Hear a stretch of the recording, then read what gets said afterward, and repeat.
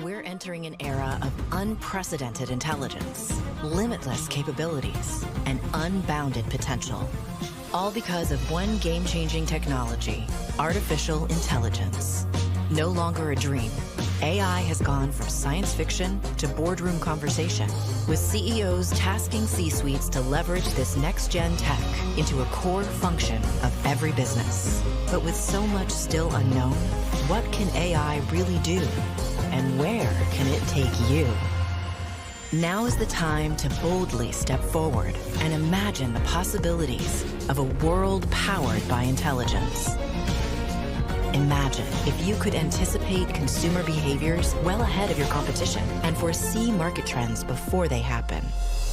Imagine if you could create deeper, more meaningful connections with consumers and craft experiences so personal, customers feel like your brand was built just for them. Imagine if your marketing plans were timed and executed perfectly to speed business growth, and you could solve your biggest challenges just by asking intuitive questions. Well, today, we explore the unthinkable, achieve the impossible, and discover infinite ways of turning AI's promise into payoff. The age of AI is here. You are the key. Are you ready to unlock the future?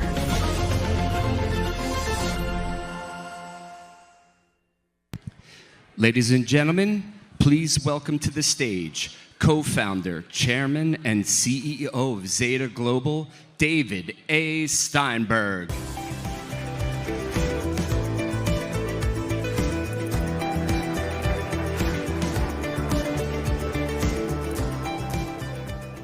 Well, let me start by saying, wow, this is incredible. I'm sorry, we did everything we could to sort of get people in as fast as we could, and I understand there's still a line around the corner. So it's good that I'm the filler here to get us started. But I'm supposed to start by saying, live from New York, it's Zeta Live. But it just doesn't feel right not coming out of the video.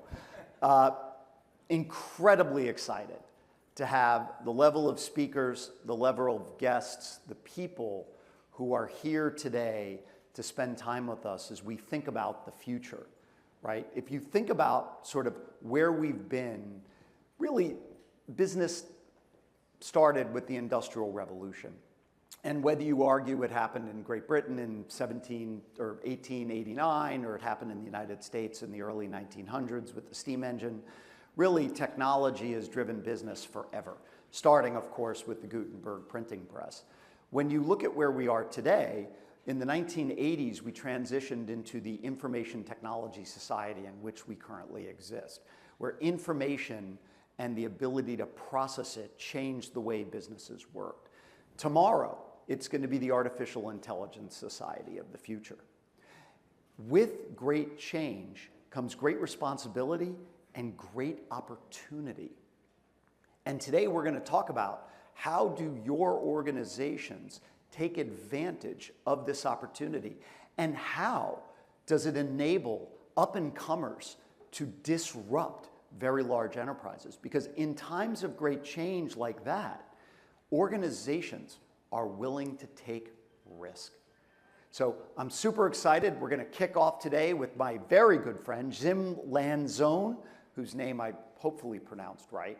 Jim is a legend in the media and technology space. He's currently running this little company called Yahoo, which, if you're not familiar with, not only is one of the legendary internet companies, but Jim is remaking it into a legendary technology company of the future. So with that, I'm going to invite Jim to come to the stage.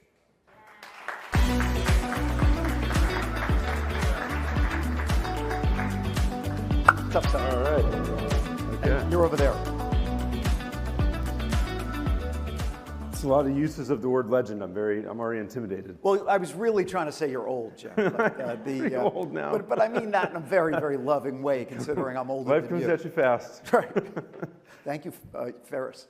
Yeah, it's great to be here. No, it's great to have you. And obviously, you're a friend. I've been a big fan of what you've done through your entire career. Joining Yahoo at a very interesting time, right? So Yahoo is going through a lot of change. It had been first bought by Verizon, which, obviously very large organization, spun out, sold to Apollo and a few other guys, and here you're brought in. What's the first thing you do? You walk in the door at Yahoo, it's gone, Verizon, Apollo, you're walking in the door. What's the first thing you do? Try not to add too much value too quickly. I mean, when you come in, look, the company had been through the ringer, and by the way, it wasn't just Yahoo. We were Verizon Media, which was a combination of Yahoo and AOL and some other things that they'd bought over the years, like TechCrunch. So that's what was spun out under the name Yahoo again, the biggest part of which was Yahoo.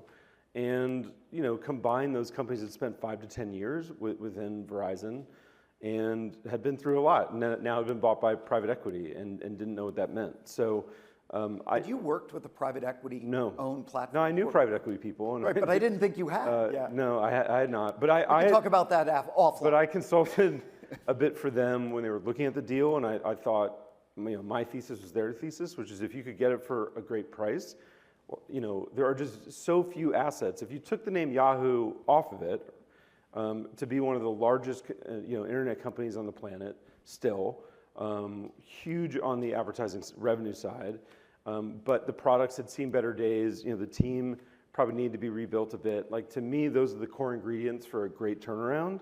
And but the first thing you do is you assess, and you're always like the goldfish in the plastic bag at first, kind of just acclimating. And so, we did ultimately move quickly to rebuild the structure and the team in the big picture, but those first few months are always about making sure you understand the lay of the land before you act.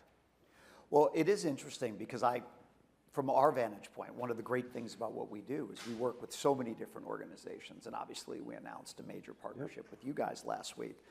But as I look at how you've really come in, to me, the most interesting stuff you did first, from my vantage point, was not what you created, but what you changed, right? There were a lot of things you did that were pivots that I think if you had brought that up to Yahoo 3 to 5 years ago, they would have, minds would have exploded.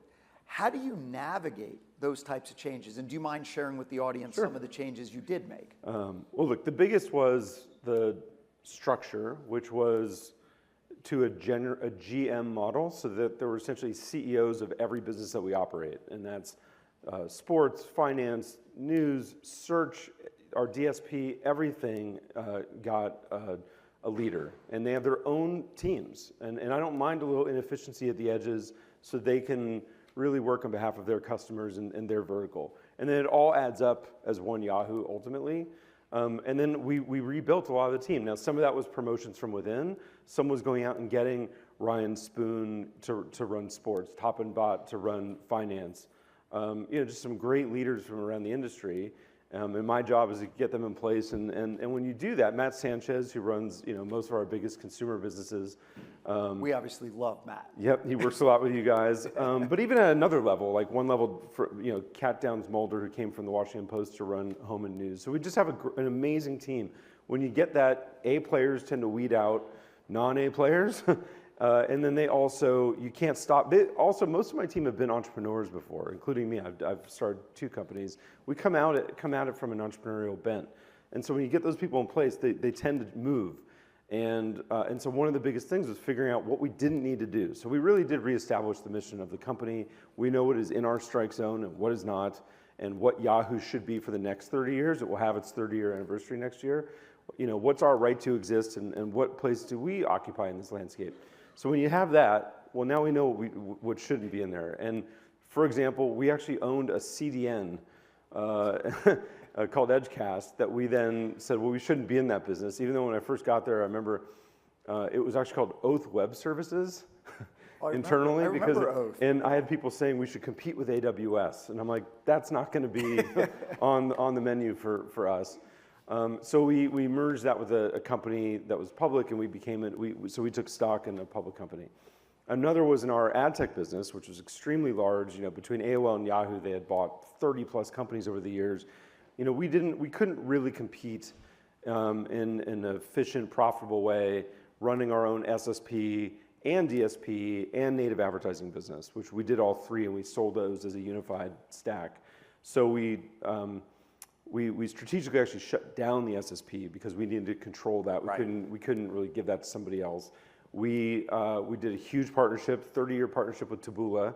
Adam, we were just talking to Adam in the green room. Yep, I was talking with Adam back there. So, and we, our CFO is on Adam's board now, and we own 25% of that company, and all of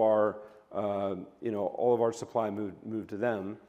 And then our DSP is special, and we thought that was a great asset that we should invest in, especially when you think about our level of first-party data, everything that we know about our users. 70% of our impressions are from logged-in users. So it really is special, especially as you look in a cookieless world going forward. Yep. And so we knew that the DSP was something we could invest in as a high multiple asset. And then obviously, the main focus is our large consumer businesses, and that's where the main focus of our product development is today. Well, don't forget you outsourced your email too. So we did outsource that. Thank you very much. That was a great partnership. But we like that one over here. But not email itself, but our email marketing. Yes. Email. Not yet. Email is actually very core. Probably the most core product that we operate. I was joking. Yeah. In all seriousness, you've given us a little bit of your thought process on how you choose to invest, right? Obviously, the DSP was very strategic. Yeah. You invested in it.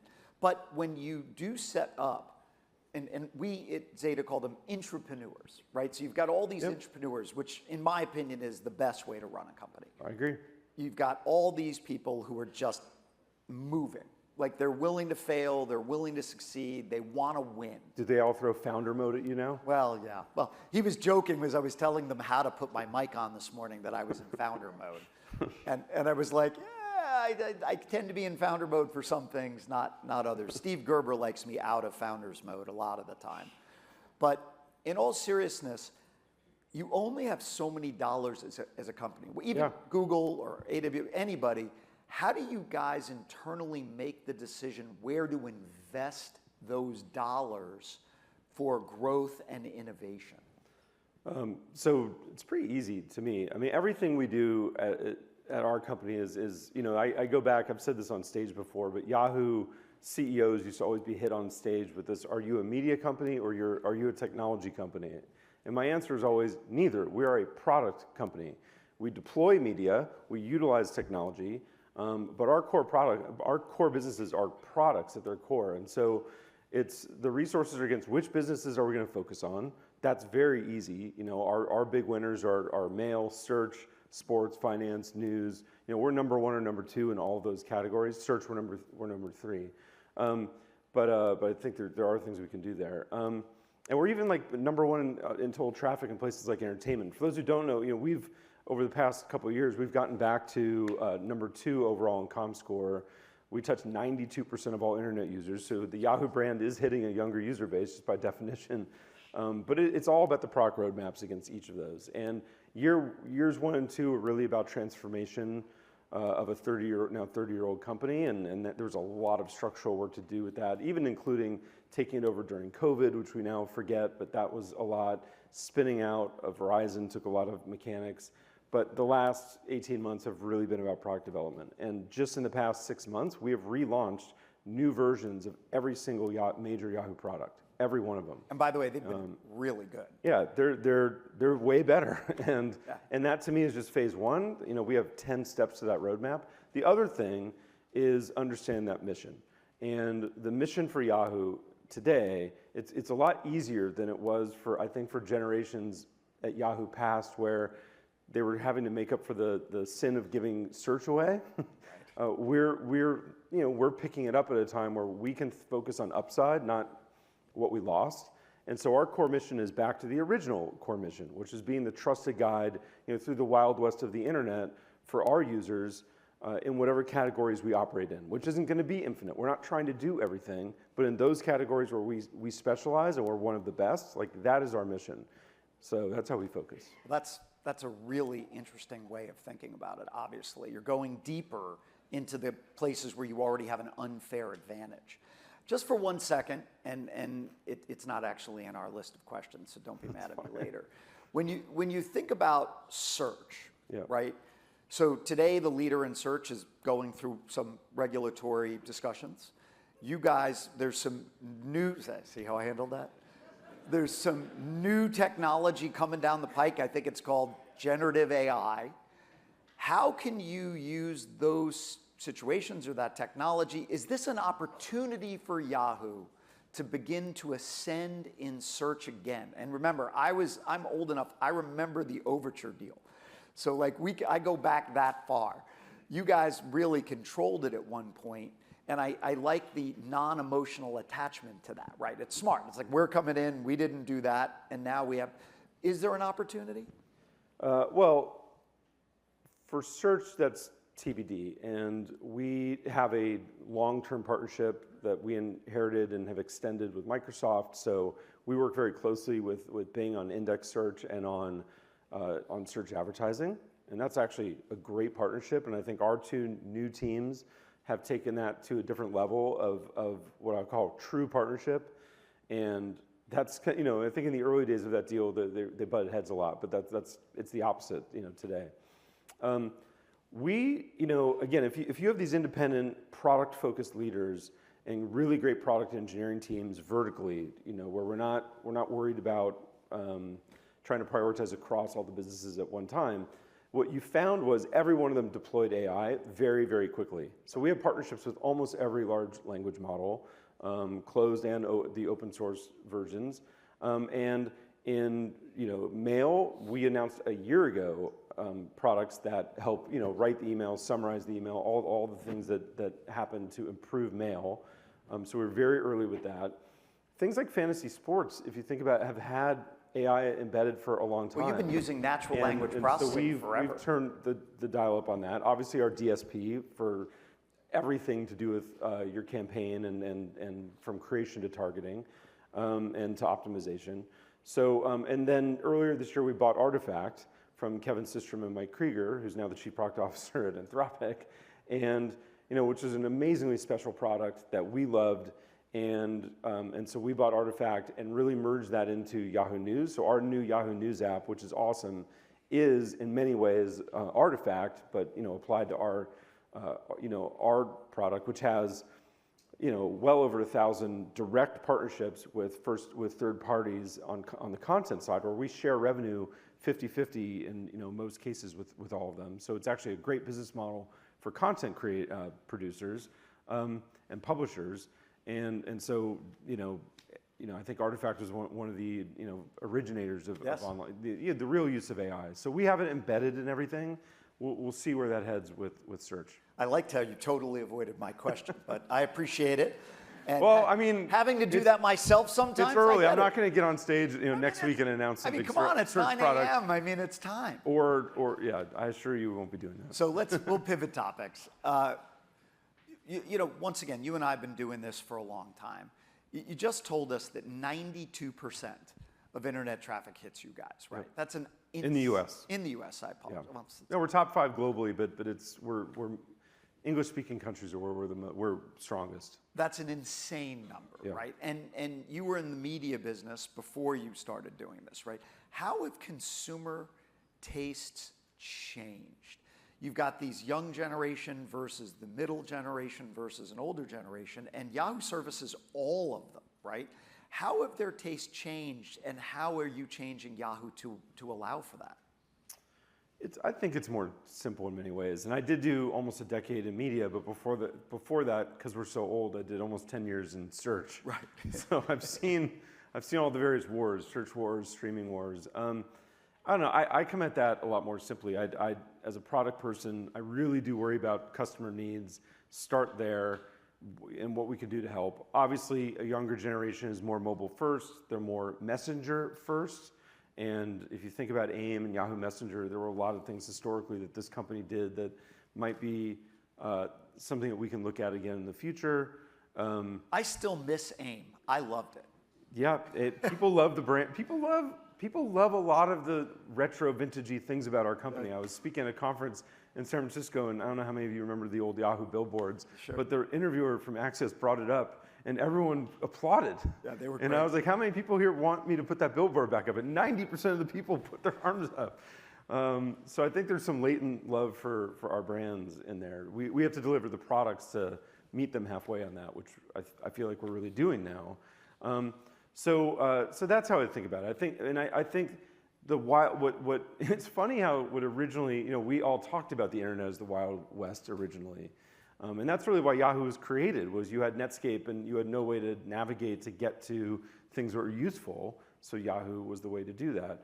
I think especially with AI, that's just about to ramp up like immeasurably over the next 30 years, which is why we have a role to play there across, but in the verticals, and we can add some, right? We can get into other verticals, but we have to stay focused on what we do well and how we approach that as the trusted guide in those categories and what that means for people to get things done. I mean, they're really coming to us with big and small goals every day. It might be setting their fantasy lineup, it might be checking the weather, it might be trying to make $1 million By the way, on Yahoo Finance. I was really trying to figure out if it's going to rain tonight. We're not judging, we're just trying to help them get that done. And that's where you come up with products that extract the information from the 15-paragraph email the head of the principal from the school sends out and tells you the one thing you actually have to get done by Friday for your kid's school. Right. That's how we think about product development. Well, so 70% of your traffic is logged in when it hits you? 70% of impressions are logged in users. That is, to put it in perspective, more than 70%. that is 3 times what most portals are experiencing. That's why we convert like crazy. Well, our performance is extremely high. Yeah, I would assume that ability to sort of truly identify a deterministic individual is a differentiator for you. How does an advertiser experience that through your platform, right? So how do they sort of harness that when they look at the Yahoo DSP? Well, historically, it's been the Yahoo. Well, first it was the unified platform, and now we have a lot of ways to get at that. Okay. But it's interesting. That is part of the Yahoo DSP. Obviously, far greater number of impressions there are not directly on Yahoo, but through Connect ID, in our tool set, all the different things. Yahoo Blueprint as a way of finding the right users and being able to address them. The thing people come to Yahoo for is it is an extremely simple and trustworthy way to get performance at scale. And that's why the Yahoo DSP is really surging in that market. And we're adding new clients all the time. We have there's a role for others in that space, but we're really finding that people are coming to us more and more for that reason. We just added Rob Wilk as our Chief Revenue Officer, and for the first time in many years are rebuilding our O&O sales force, which it really was done in this kind of arm's length way before.